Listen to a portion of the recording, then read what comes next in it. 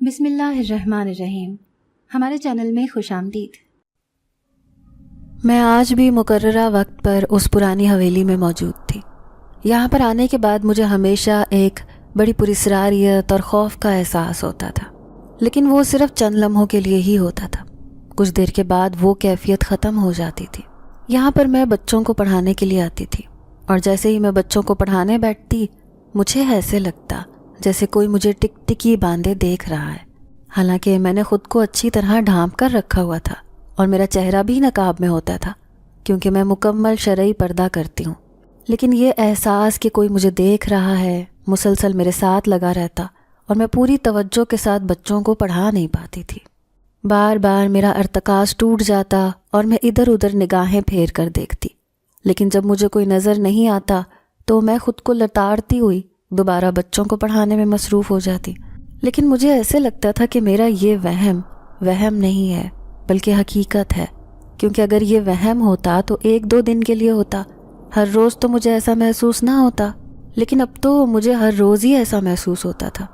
میں جب بھی بچوں کو پڑھانے بیٹھتی تو کچھ دیر کے بعد ہی یہ احساس کہ کوئی دیکھ رہا ہے میرے دل میں اجاگر ہونے لگتا، اور پھر بار بار میں نگاہیں گھما کر کمرے کے چاروں طرف دیکھتی۔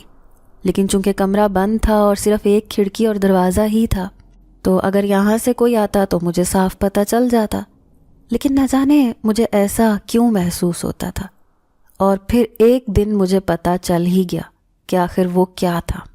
میں ایک مقامی مدرسے میں حافظہ معلمہ کے فرائض انجام دے رہی تھی۔ اس مدرسے میں پڑھاتے ہوئے مجھے کچھ عرصہ ہی ہوا تھا۔ یہاں پر میں بچوں کو حفظ کروانے کی تعلیم دیتی تھی، اور تقریباً سارا دن ہی میرا یہیں پر لگ جاتا تھا۔ میں بچوں کی پسندیدہ استاد تھی۔ یہی وجہ تھی کہ جو بھی بچی ایک بار میرے پاس پڑھنے کے لیے بیٹھتی وہ پھر میری ہی ہو کر رہ جاتی۔ میری مدرسے کی منتظمہ بھی مجھ سے بہت خوش تھیں، اسی لیے وہ مجھے کہیں جانے نہیں دیتی تھیں، حالانکہ یہاں سے مجھے بہت کم تنخواہ ملتی تھی کیونکہ یہ مدرسہ ابھی چھوٹا تھا اور کچھ مخیر حضرات کے تعاون سے یہاں کا سارا نظام چل رہا تھا۔ لیکن میرے لیے اتنا ہی بہت تھا کیونکہ اس تنخواہ سے میرے کچھ اخراجات پورے ہو جاتے تھے، تاہم مجھے اپنے باقی اخراجات پورے کرنے کے لیے کچھ اور بھی کرنا پڑتا تھا۔ یہی سوچ سوچ کر میں پریشان ہوتی رہتی کیونکہ میرے پاس تو اور کوئی ہنر نہیں تھا اور نہ ہی کوئی ذریعہ آمدنی تھا۔ یہی وجہ تھی کہ اپنے اور اماں کے لیے مجھے کچھ اور محنت کرنا تھی۔ پھر ایک دن جب مدرسے کی منتظمہ نے مجھے اپنے پاس بلا کر ایک بات کہی تو میرا چہرہ کھل اٹھا۔ میں نے فوراً ہی اس کے لیے حامی بھر لی۔ میرا نام فاریہ ہے اور میں ایک گاؤں میں رہتی ہوں۔ میں اپنے بھائی اور بھابھی اور ایک بوڑھی ماں کے ساتھ اس چھوٹے سے گھر میں رہتی ہوں۔ میرے ابا کا انتقال تو ہمارے بچپن میں ہی ہو گیا تھا، جب گاؤں میں ایک بار شدید سیلاب آیا تو ملیریا کی وبا پھیلی تھی، تو ابا بھی اس کی لپیٹ میں آ چکے تھے۔ اس کے بعد بہت علاج کروایا، لیکن اس وبا کے نتیجے میں کافی لوگوں کا انتقال ہوا، اور ابا بھی انہی میں سے ایک تھے۔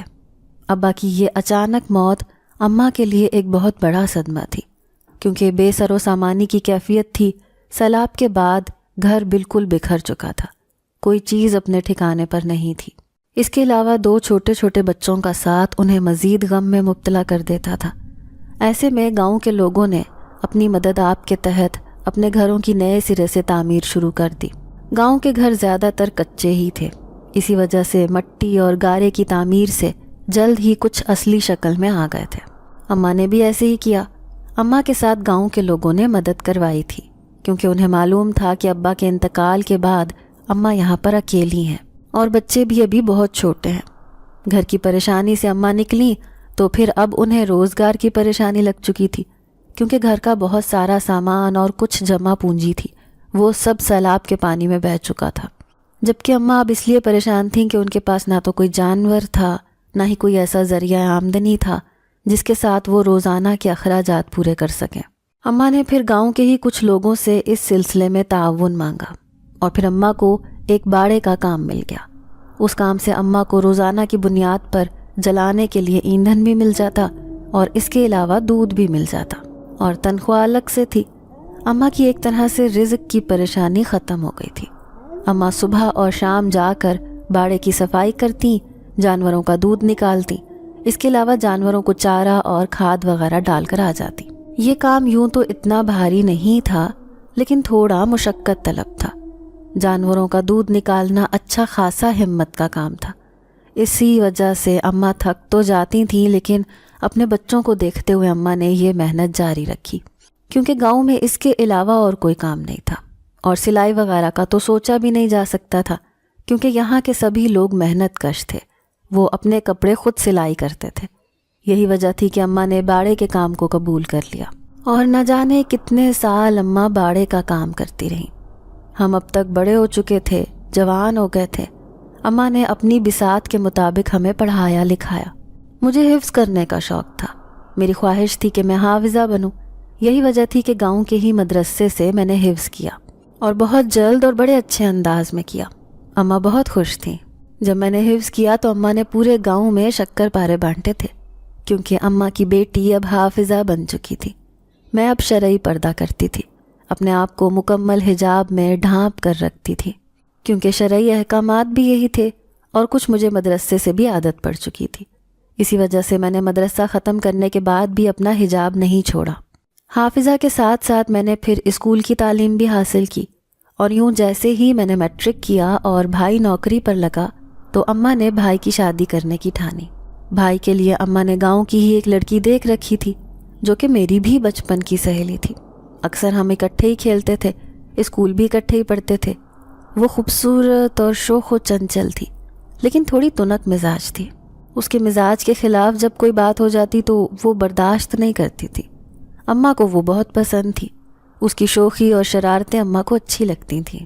اسی لیے اماں نے جیسے ہی ان سے رشتہ مانگا تو ان کی طرف سے بھی فوراً ہاں ہو گئی، کیونکہ بھائی خوبصورت اور جوان تھا، اور اس کے علاوہ ایک اچھی نوکری پر لگ چکا تھا۔ یہی وجہ تھی کہ جلد ہی شادی طے کر دی گئی، اور بھابھی ہمارے گھر کی رونق بن گئی۔ میں بہت خوش تھی کہ میری بچپن کی سہیلی میری بھابھی بن گئی، لیکن بھابھی بنتے ہی اس نے تو پر پرزے نکالنے شروع کر دیے۔ بھابھی کے وہ ناز نخرے جو ہمیں شادی سے پہلے اچھے لگ رہے تھے، اب پتہ چلا کہ وہ نخرے نہیں بلکہ اس کی بد مزاجی اور بدتمیزی تھی۔ وہ ہر بات میں اتنے مین میخ نکالتی اور پھر اتنا سڑا ہوا جواب دیتی کہ میں اور اماں ایک دوسرے کا منہ تکتے رہ جاتے۔ اماں نے تو اسے کسی بھی کام کا کہنا ہی چھوڑ دیا تھا، نہ ہی اسے کسی کام کا کہتی تھیں۔ سارے کام اماں تو خود ہی کر لیا کرتی، یا پھر میں ان کا ہاتھ بٹاتی، لیکن مجھے یہ بات پسند نہیں آئی تھی۔ ایک دن میں نے بھائی سے بات کرنے کی ٹھانی، ان سے کہا کہ بھابھی اس طرح کرتی ہیں، آپ انہیں سمجھائیں کہ گھر کا ماحول اچھا رکھیں اور اس طرح امی کے ساتھ بدتمیزی مت کیا کریں۔ لیکن بھائی نے جیسے ہی بھابھی سے اس سلسلے میں بات کی تو انہوں نے الٹا ہی مطلب نکالا، اور گھر میں وہ لڑائی پڑی کہ الامان الحفیظ۔ بھابھی نے گھر میں واویلا مچانا شروع کر دیا۔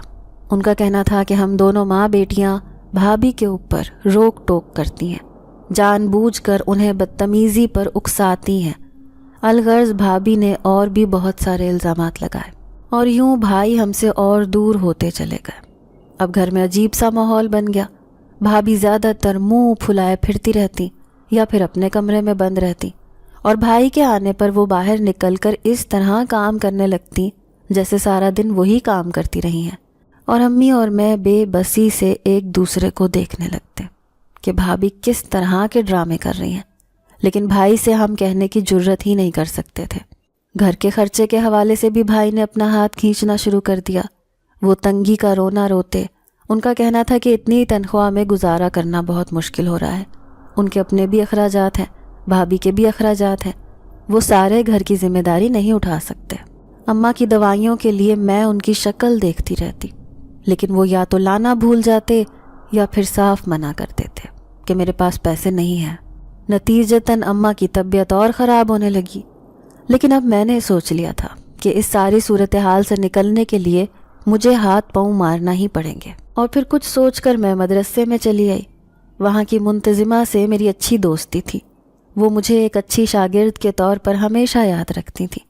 جب میں نے ان سے بچوں کو پڑھانے کی بات کی تو انہوں نے بڑی خوش دلی سے مجھے خوش آمدید کہا۔ کہنے لگی کیوں نہیں، تم اسی مدرسے میں بچیوں کو پڑھاؤ، میں تو پہلے کسی حافظہ لڑکی کو ڈھونڈ رہی تھی، اور تم سے بہتر تو کوئی اور ہو بھی نہیں سکتی۔ ان کے اتنے محبت سے کہنے پر میں فوراً تیار ہو گئی، اور اگلے دن آنے کا کہہ کر جب میں نے گھر آ کر اماں سے یہ بات کہی تو اماں بیچاری رونے لگی، کہنے لگی بے شک یہ ایک نیک کام ہے، لیکن تم تو پیسوں کے لیے کر رہے ہو۔ میں نے ساری زندگی محنت مزدوری کر کے تجھے اور تیرے بھائی کو اس مقام پر پہنچایا ہے، لیکن مجھے امید نہیں تھی کہ میرا بیٹا اس طرح کا نکلے گا۔ وہ بیوی کی باتوں میں آ کر ماں اور بہن کی ذمہ داری بھول جائے گا۔ اماں کا دل اس وقت بہت برا ہو رہا تھا، تاہم میں نے انہیں سمجھایا، کہا کہ اب آپ اس بات کا خیال دل سے نکال دیں کہ بھائی ہمارے لیے کچھ کرے گا، ہمیں اپنے لیے خود ہی کچھ سوچنا ہوگا، اس لیے آپ فکر مت کریں، میں کل سے مدرسے میں بچوں کو پڑھانے جاؤں گی۔ اور یوں میری مدرسے کی روٹین شروع ہو گئی۔ میں صبح 10 بجے چلی جاتی، عصر کے بعد ہی واپس آتی۔ منتظمہ نے میری تنخواہ 10,000 مقرر کی تھی، اور اس وقت تو مجھے یہ پیسے بہت زیادہ لگ رہے تھے۔ ایسے لگ رہا تھا جیسے ان کے ساتھ میں کافی کچھ خرید کر بھی بچت کر پاؤں گی۔ لیکن جب پہلی تنخواہ ہاتھ میں آئی تو پتہ ہی نہیں چلا کہ کہاں اڑ گئی۔ اماں کی دوائیاں، کچھ ضروری چیزیں لانے کے بعد میرے ہاتھ میں چند پیسے ہی بچے تھے، جنہیں میں حیرانی سے دیکھ رہی تھی۔ اور پھر یوں مجھے محسوس ہوا کہ جیسے بھائی سچے تھے، آخر اتنے کم پیسوں میں کیسے گزارا کرتے۔ مجھے بھائی اس معاملے میں سچے لگے، تاہم میں نے سوچ لیا کہ اب مجھے اس کے علاوہ بھی کچھ کرنا پڑے گا، کیونکہ خالی مدرسے کی تنخواہ پر تو میرا گزارا نہیں ہو سکتا۔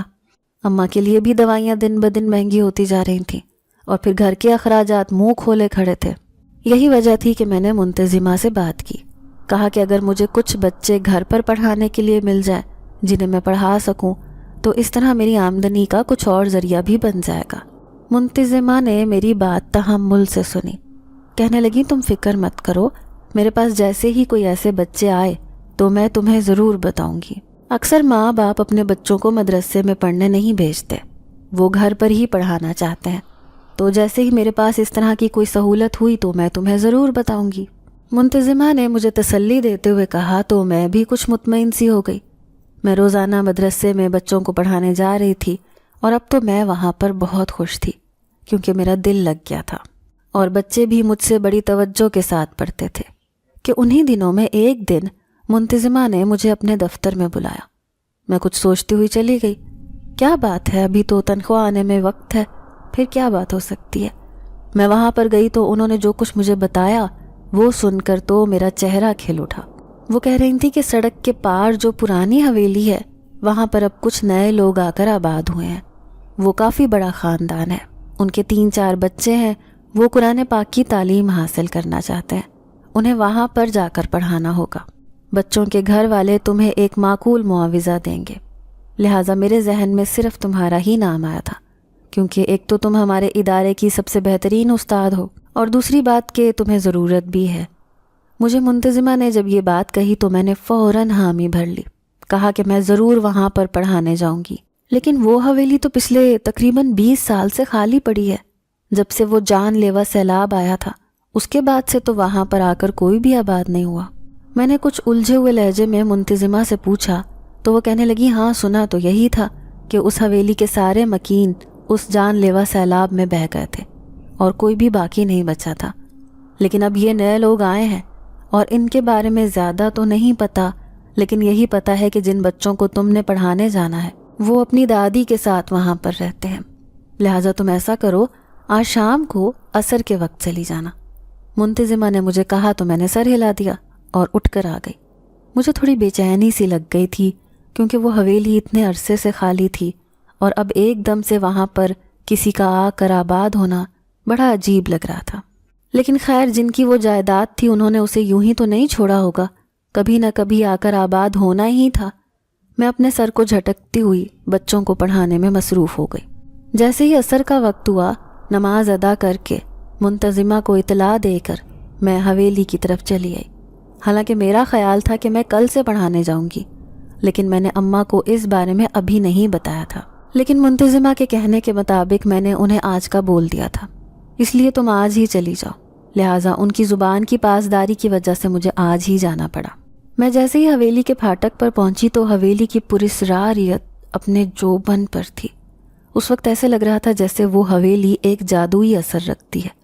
اس حویلی پر نظر ڈالتے ہی دل کی عجیب سی کیفیت ہو گئی، تاہم میں خود کو مضبوط کرتی ہوئی حویلی کا پھاٹک کھول کر اندرونی حصے کی طرف جانے لگی۔ میں ارد گرد نگاہیں ڈالتی جا رہی تھی، حویلی کافی بڑی تھی، بہت سارے کمرے اور دالان پر مشتمل تھی۔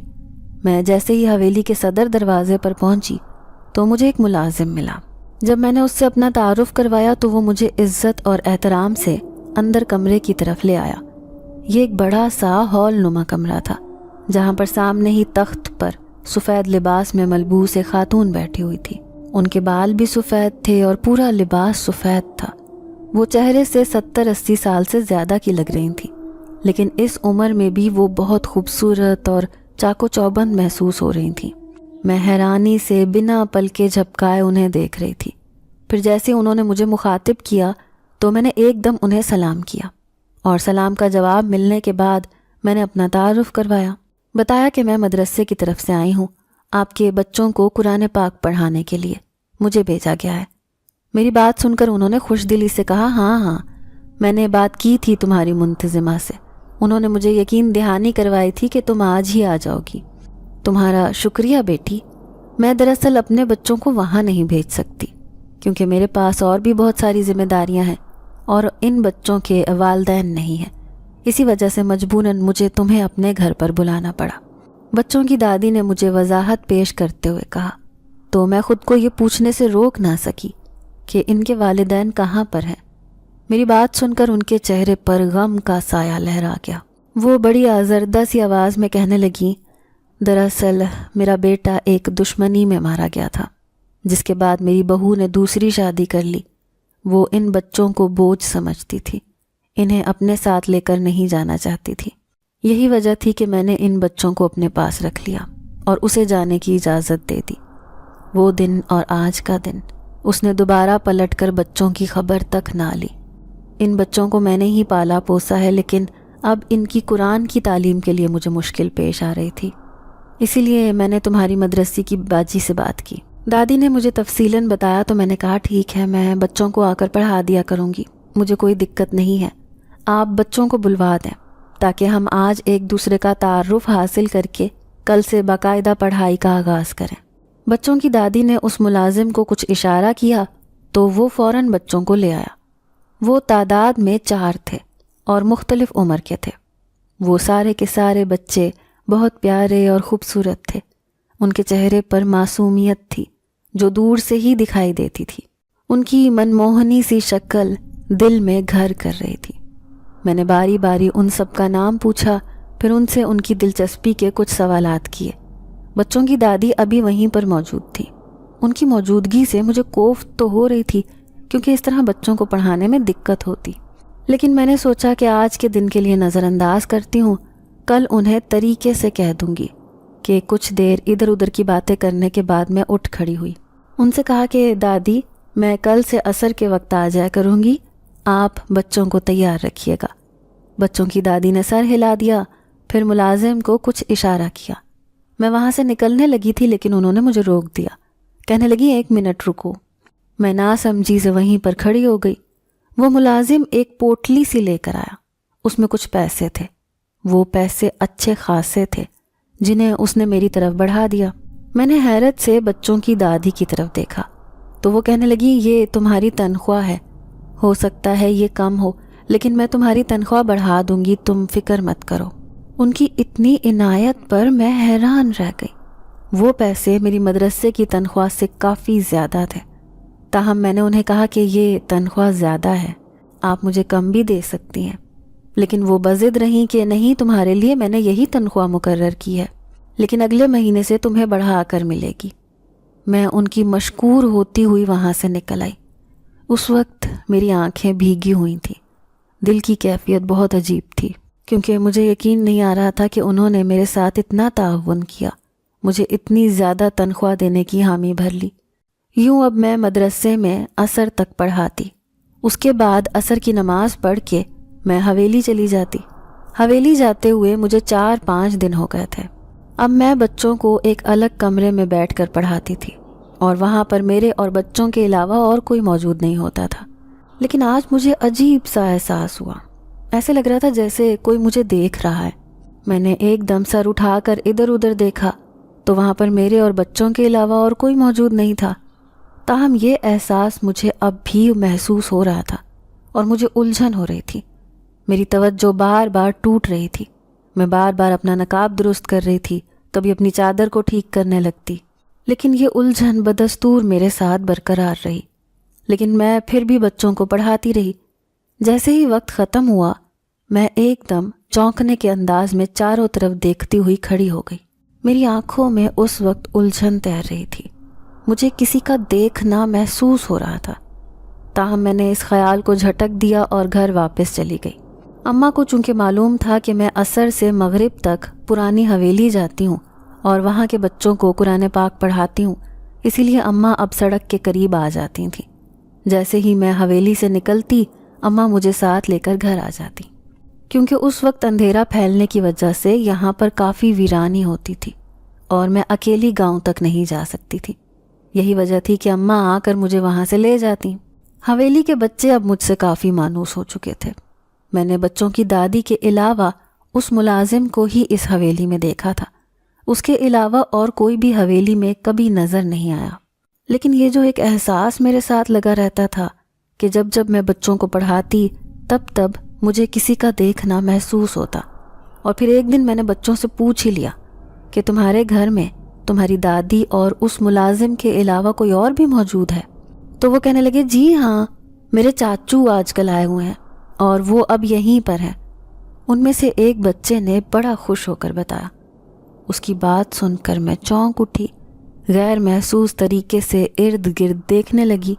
ہو نہ ہو یہ بچوں کا چاچو ہی ہوگا، میں نے دل ہی دل میں سوچا اور پھر دوبارہ سے بچوں کو پڑھانے لگ گئی. لیکن اس کی حرکت پر مجھے ناگواری محسوس ہو رہی تھی. مجھے اچھا نہیں لگ رہا تھا کہ وہ اس طرح چھپ چھپ کر مجھے دیکھے. اس لیے جیسے ہی میں بچوں کو پڑھا کر نکلنے لگی تو میں نے ذرا اونچی آواز میں بچوں سے کہا، بچوں کسی کو بھی کبھی چھپ چھپ کر نہیں دیکھنا چاہیے، اس طرح غلط بات ہوتی ہے اور یہ بھی ایک طرح کی چوری کے زمرے میں آتا ہے. میں نے بچوں کو سمجھایا کیونکہ ہمیشہ ہی میں انہیں کوئی نہ کوئی اچھی بات سمجھاتی تھی، لیکن آج یہ بات کہنے کا مقصد کچھ اور ہی تھا. اور جسے میں نے یہ بات سنائی تھی اسے سمجھ آ گئی تھی، کیونکہ میرے کمرے سے باہر نکلتے ہی وہ میرے سامنے چلا آیا. شرمندہ سے انداز میں مجھے کہنے لگا، دراصل میں آپ کو چھپ کر نہیں دیکھتا، میں آپ کو سنتا ہوں. آپ بچوں کو قرآن پاک پڑھاتی ہیں تو مجھے آپ کی تلاوت کی آواز بہت خوبصورت لگتی ہے. مجھے آپ کی تلاوت کرنے کا انداز بہت پسند آیا تھا. یہی وجہ تھی کہ میں خاموشی سے ایک طرف بیٹھ کر آپ کی تلاوت سنتا تھا. کیا آپ مجھے بھی قرآن پاک پڑھائیں گی؟ میں آپ سے پڑھنا چاہتا ہوں. بچوں کے چاچو نے بڑے شرمندگی بھرے انداز میں مجھے کہا. تو میں نے کہا ٹھیک ہے، میں کل سے آپ کو بھی پڑھا دیا کروں گی، آپ بھی بچوں کے ساتھ بیٹھ جا کریں. یہ کہہ کر میں وہاں سے چلی گئی. تاہم مجھے گھبراہٹ ہو رہی تھی، دل کی دھڑکن بہت تیز ہو رہی تھی. مجھے امید نہیں تھی کہ وہ یوں ایک دم میرے سامنے آ کر یوں معذرت کر لے گا. یہ اس کے اچھے اور شریف ہونے کی نشانی تھی. اس نے نہ صرف اپنی غلطی تسلیم کر لی بلکہ فوراً مجھ سے معذرت بھی کر لی. اب اگلے دن سے وہ بھی بچوں کے ساتھ بیٹھ کر پڑھنے لگا. میں اب پہلے سے زیادہ اچھی طرح اپنا حجاب کر کے آتی تھی، کیونکہ میں نہیں چاہتی تھی کہ وہ میرا چہرہ دیکھے اور میرا پردہ خراب ہو. یہی وجہ تھی کہ میں اسے مکمل پردے میں رہ کر پڑھاتی تھی. اماں کو میں نے ابھی اس بارے میں نہیں بتایا تھا کہ بچوں کا چاچو بھی میرے پاس پڑھے گا، کیونکہ اس طرح شاید اماں مجھے بچوں کو بھی پڑھانے سے منع کر دیتی. لیکن مجھے ان پیسوں کی ضرورت تھی اور میں یہ نوکری نہیں چھوڑ سکتی تھی. مدرسے کے پیسوں سے کافی ضرورتیں پوری ہو جاتی تھیں اور یہاں سے جو پیسے ملتے تھے اس کے ساتھ اماں کی دوائیاں اور دیگر اخراجات پورے ہو جاتے تھے. اب تو گھر پر بھائی مجھے اور اماں کو 1 روپیہ نہیں دیتے تھے. یہی وجہ تھی کہ اب میں اماں کے لیے الگ سے کھانا بناتی. اب ایک قسم کا میں اور اماں علیحدہ ہی ہو چکے تھے، کیونکہ ہمارا کھانا پینا، دوائیاں، سب کچھ ہم خود ہی انتظام کرتے تھے. بھائی تو پلٹ کر پوچھتا بھی نہیں تھا. ویسے بھی آج کل بھابھی امید سے تھی، لیکن بھائی نے ایک بار بھی یہ کوشش نہیں کی کہ ہم مل کر رہیں. اس لیے اب ہم نے بھی مکمل امید چھوڑ دی تھی. مدرسے سے فارغ ہو کر حویلی جانا میری اب روٹین بن چکی تھی. یہاں پر مجھے پڑھاتے ہوئے 2 ماہ ہو چکے تھے. اب چونکہ کچھ دنوں سے بچوں کے چاچو بھی پڑھنے لگے تھے، بچوں کی دادی اس حوالے سے بہت خوش تھی. وہ مجھے شاباشی دینے لگی۔ ان کا کہنا تھا کہ میں نے اس لڑکے پر بہت محنت کی، اسے بہت سارے استادوں کے پاس بھیجا، اسے گھر پر بھی پڑھانے کے لیے استاد آتے رہے، لیکن یہ لڑکا پڑھ کے نہیں دیا، اور اب نہ جانے اس نے کیسے خود ہی شوق میں حامی بھری ہے اور یہ تم سے پڑھنا چاہتا ہے۔ اس کی یہ بات سن کر میں نے انکساری سے سر جھکا لیا۔ میں کہنے لگی کہ اللہ جب ہدایت دیتا ہے تو تب ہی نصیب ہوتی ہے۔ میری بات سن کر وہ کہنے لگیں بے شک، بالکل ایسی ہی بات ہے۔ پھر انہوں نے مجھے کچھ رقم اور تھما دی۔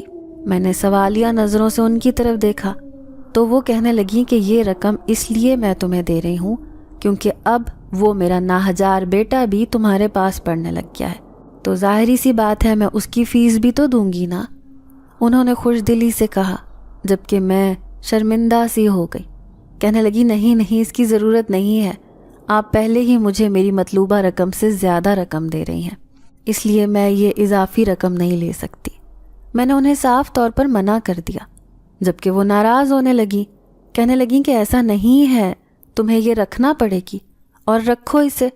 انہوں نے ایک قسم کا حکم بھرے انداز میں کہا تو میں نے خاموشی سے وہ پیسے رکھ لیے، لیکن دل ہی دل میں ان کی بہت ممنون ہوئی کیونکہ اس رقم سے میری کافی ساری مشکلات حل ہو سکتی تھیں۔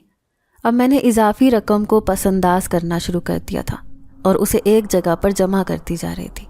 ایک دن اسی طرح جب میں بچوں کو پڑھا رہی تھی تو آج ان کے چاچو معمول سے زیادہ خاموش تھے۔ میں نے پہلے تو نظر انداز کیا، پھر ان سے پوچھا کہ آپ کو کوئی مسئلہ ہے؟ آج آپ خاموش ہیں اور اپنے سبق کی طرف بھی دھیان نہیں دے رہے۔ تو وہ کہنے لگے ہاں مسئلہ تو کوئی نہیں، بس میں سوچ رہا تھا کہ آپ کیسی دکھتی ہوں گی۔ انہوں نے کچھ سوچتے ہوئے جواب دیا، جبکہ میں ان کی طرف غصے سے دیکھنے لگی۔ ان سے کہا کہ آپ یہ مت سوچیں اور اپنی پڑھائی کی طرف دھیان دیں۔ تاہم اب مجھے گاہے بگاہے ایسا محسوس ہو رہا تھا جیسے اس کی نگاہیں کبھی میرے ہاتھوں پر پھسلتی ہیں، کبھی وہ میرے چہرے کو دیکھنے کی کوشش کرتا ہے۔ حالانکہ میں نے حجاب ڈالا ہوا تھا، لیکن حجاب کے بعد بھی مجھے اس کی نگاہیں محسوس ہو رہی تھیں۔ یہ تو نہیں تھا کہ وہ گندی نظروں سے دیکھتا تھا، بلکہ اس کی نظر صاف تھی، صرف یہ تھا کہ وہ شوق اور محبت سے دیکھتا تھا، اور اسی بات سے مجھے ڈر لگتا تھا۔ میں آج کل یہی سوچ رہی تھی کہ میں اسے پڑھانا چھوڑ دیتی ہوں، کیونکہ اس طرح وہ اپنی توجہ میری طرف رکھے گا۔ اس لیے ابھی میں یہ سوچ رہی تھی کہ ایک دن وہ ہو گیا جس نے مجھے حیرت کے مارے ششدر کر دیا۔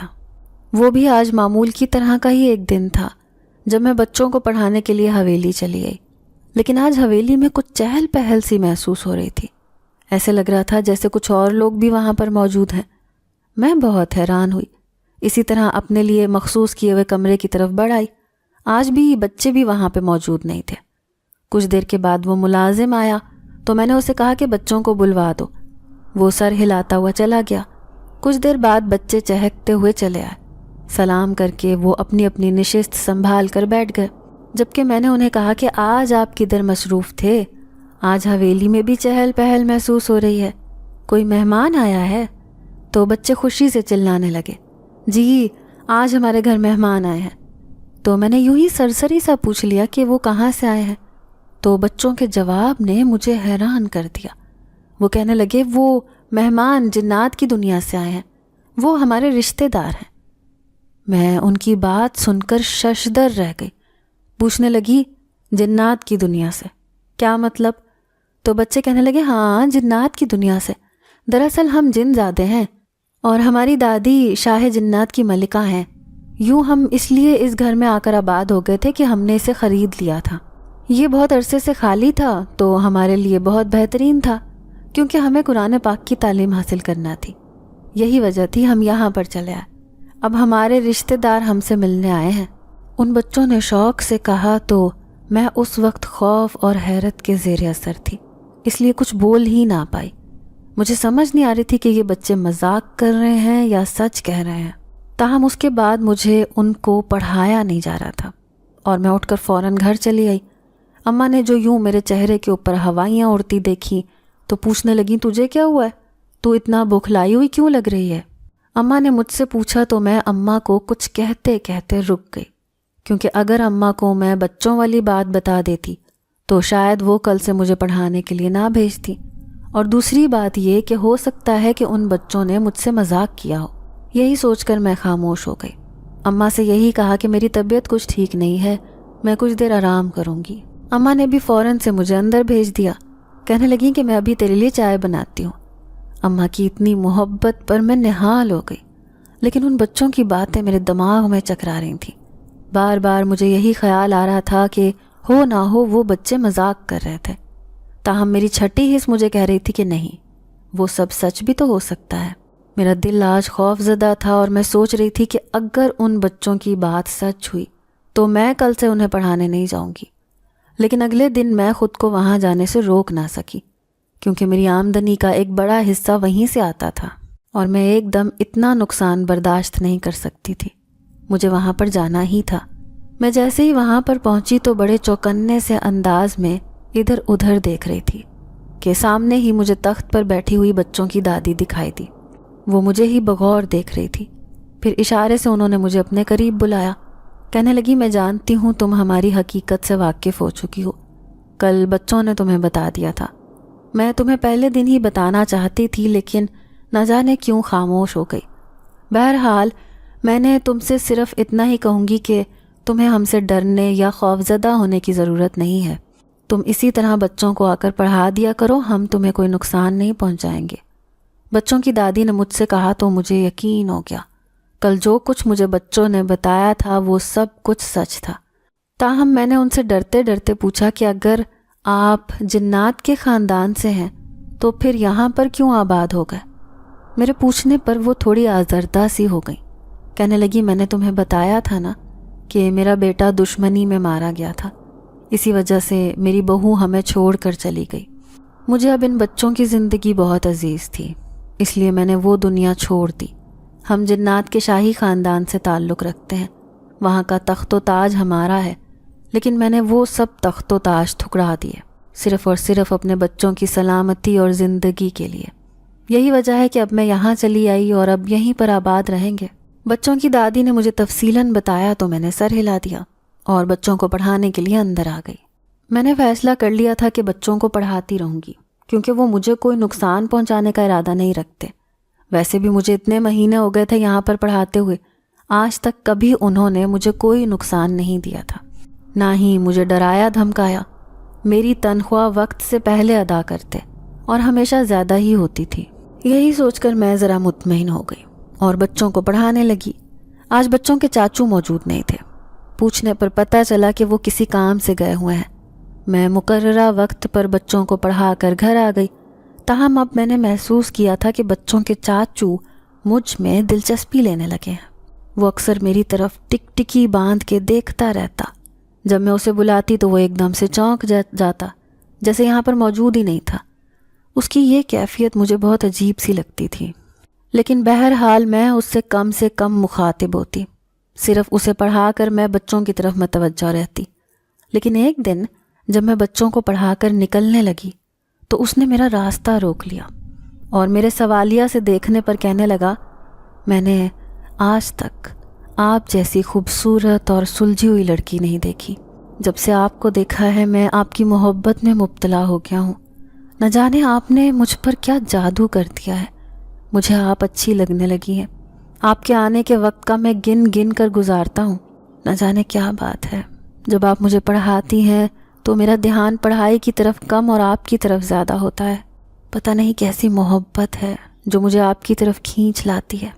بچوں کے چاچو نے بڑی بے بسی سے مجھے کہا تو میں اسے کہنے لگی، تم جانتے ہو تم جنات کے خاندان سے ہو اور شاہی تخت و تاج کے وارث ہو، جبکہ میں ایک عام لڑکی ہوں۔ تمہارا ہمارا کوئی جوڑ نہیں ہے۔ ویسے بھی تم نے آج تک مجھے دیکھا ہی کہاں ہے جو تم یہ بات کہہ رہے ہو۔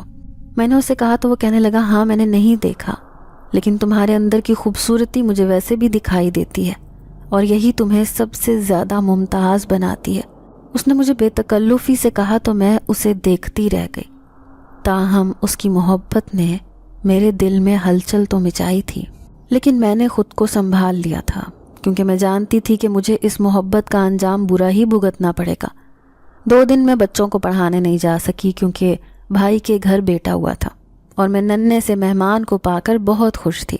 وہ اتنا پیارا اور اتنا معصوم تھا، دل کرتا تھا اسے پکڑ کر بیٹھی رہوں۔ یہی وجہ تھی کہ میں 2 دن انہیں پڑھانے نہیں جا سکی۔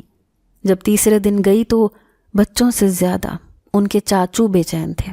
مجھے دیکھتے ہی بے قراری سے میری طرف بڑھے، پوچھنے لگے سب خیریت تھی، تم 2 دن سے نہیں آئی؟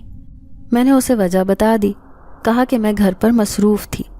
تاہم وہ کہنے لگا میں 2 دن تک تمہارا انتظار کرتا رہا۔ اس کے انداز میں بے چینی اور بے قراری تھی، لیکن میں اسے نظر انداز کر کے بچوں کو پڑھانے لگی۔ میرا بھتیجا اب 2 ماہ کا ہو چکا تھا کہ بھائی نے گھر میں لڑائی ڈال دی۔ ان کا کہنا تھا کہ اب وہ ہمارے ساتھ نہیں رہ سکتے، یا تو ہم اپنے لیے کوئی الگ سے بندوبست کر لیں یا پھر وہ اپنے لیے کچھ اور دیکھ لیتے ہیں۔ یہ بات امی کو بہت پریشان کر رہی تھی۔ آج کل ان کی طبیعت اسی وجہ سے خراب رہنے لگی۔ امی کی وجہ سے میں خود بھی بہت اداس اور پریشان رہتی۔ بات بات پر مجھے رونا آنے لگتا۔ بھائی کی یہ بے حسی مجھے بہت بری لگ رہی تھی، لیکن کیا کرتے، بھائی کچھ سننے کو تیار ہی نہیں تھے۔ میری یہ اداسی اور پریشانی بچوں کے چاچو نے بھی محسوس کر لی۔ پھر اس نے جب پوچھا تو میں نے اپنی پریشانی اسے بتائے بنا نہ رہ سکی۔ یہ سن کر وہ کہنے لگا کہ بس اتنی سی بات، تم فکر ہی مت کرو، تمہاری پریشانی کا حل ہو جائے گا، بس اپنے آپ کو ٹینشن مت دو۔ اس کی بات سن کر میں حیران رہ گئی۔ اس سے پوچھنے لگی کہ آخر کیسے میری پریشانی ختم ہوگی؟ تو وہ کہنے لگا تم دیکھنا میں کیسے اس پریشانی کو ختم کرتا ہوں۔ میں اس کی طرف الجھن بھری نگاہوں سے دیکھتی رہ گئی، کیونکہ مجھے یقین نہیں تھا کہ وہ میرے کسی کام آ سکے گا۔ لیکن میری حیرت کی انتہا نہ رہی جب اگلے 1 ہفتے میں ہی اس نے میرے اور اماں کے لیے ایک چھوٹے سے پیارے سے گھر کا انتظام کر دیا۔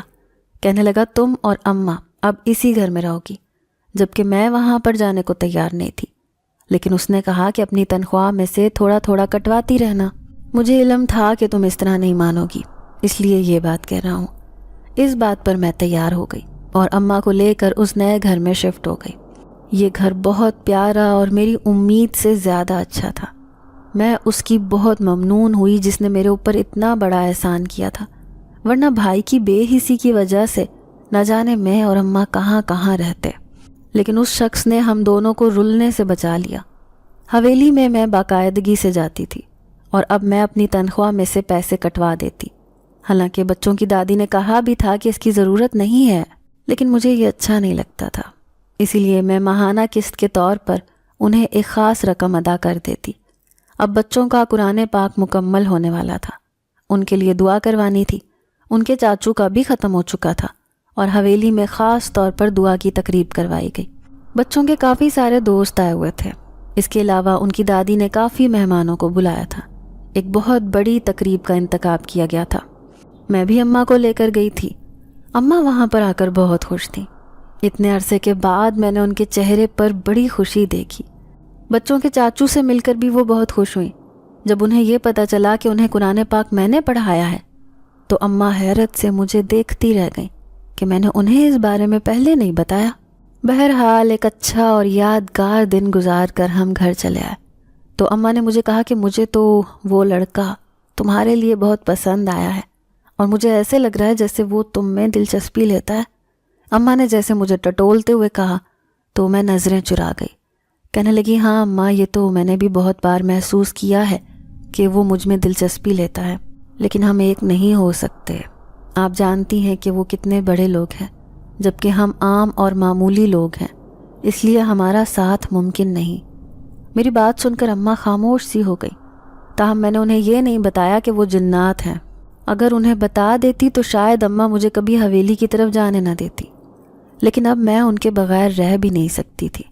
وہاں جائے بغیر میرا گزارا بھی نہیں تھا، اس لیے میں نے اماں سے یہ حقیقت چھپا لی۔